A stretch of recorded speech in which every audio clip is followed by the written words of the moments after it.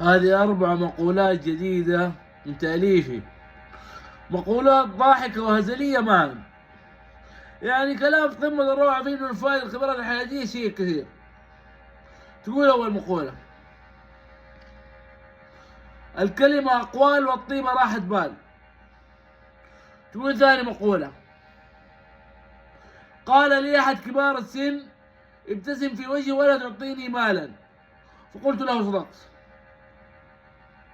تقول ثالث مقولة: قال لي أحد كبار السن: اضحك تضحك لك الدنيا، ابكي ابكي لا شخص يسمع بكاك، فقلت له صدقت.